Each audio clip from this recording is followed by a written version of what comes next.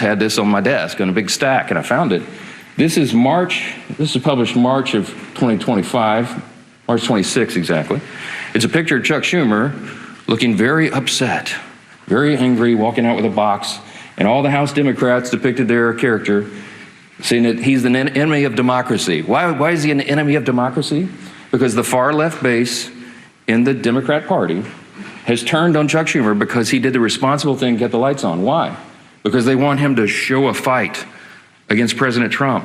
So Schumer doesn't want to be in this situation again. So he said, my gosh, he got his staff together and he got the far left wing of the party. He said, what do you want? What do you want me to fight on?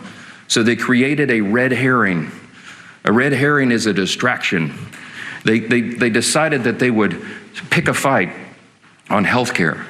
Well, let me look right into the camera and tell you very clearly, Republicans are the ones concerned about health care. Republicans are the party working around the clock every day to fix health care. This is not talking points for us. We've done it. A big part of the One Big Beautiful Bill, the Working Families Tax Cut, was to fix health care. Health care is broken in America. It's too expensive. The quality of care needs to rise. We need more access for more people, and we have lots of ideas to do that. But that issue is for debate in the next 3 months. It always was. We have members working on that. The tax credit, the subsidy you've heard about that expires December 31st, there's a lot of thoughtful debate and discussion that has already been going on about that and will go on about that.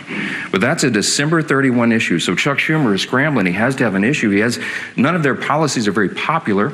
So they decided to lob onto health care. And he decided to claim to all of you that is the issue with government funding. It is not. Those are two totally separate things. The clean continuing resolution would simply keep the lights on so that the members in the House and Senate can have those debates on health care. We were always planning, and we have lots of ideas on the table on how to fix it, but we don't yet have consensus on it because it's very complicated. We have time to do it. The month of October is a critically important time for us to get the House and Senate working on that very issue.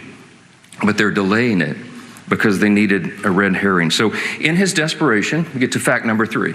In his desperation, they decided to create the red herring. They decided to claim that this is all about health care, which the September funding issue never was. That's a December policy issue. He tried to create it as a September funding issue.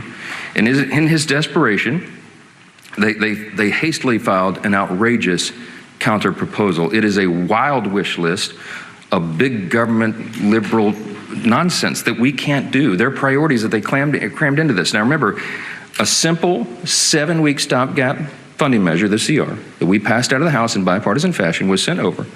And Chuck Schumer filed a counter proposal. Now this is his words, not mine. These are not Republican talking points. These are the facts.